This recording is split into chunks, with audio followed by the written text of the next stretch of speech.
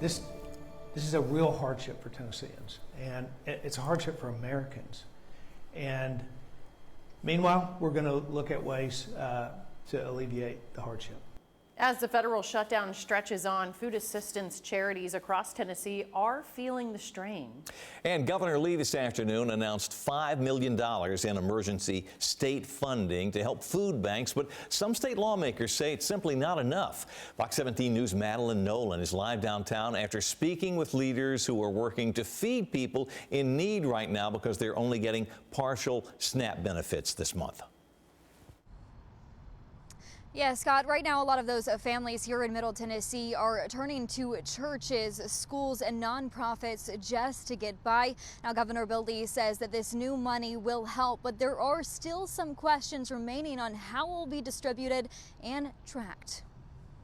The federal shutdown is now at day 35, and with SNAP benefits partially restored this month, many Tennessee families are still feeling the impact.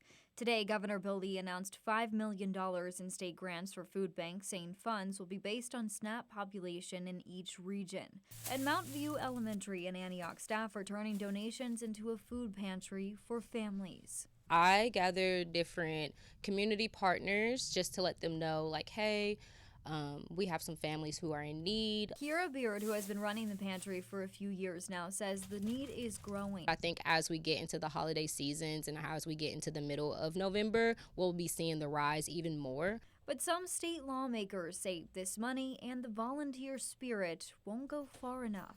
Democrats argue Tennessee still faces a $50 million SNAP gap. We have the financial means to cover, and so we've asked the governor to do that. He also questions sending the money through the governor's faith-based initiative, feedtennessee.org. That has no legislative oversight. It's not required to comply with FOIA laws or Public Meetings Acts. So we don't know how much that $5 million is actually going to make it to food banks. Second Harvest, the nonprofit serving Middle Tennessee counties as listed on feedtennessee.org, tells Fox 17 they're still waiting on details about how and when funds will arrive. I reached out to the governor's office for a timeline and how the state will track spending. We were told Human Services will provide more information on the rollout.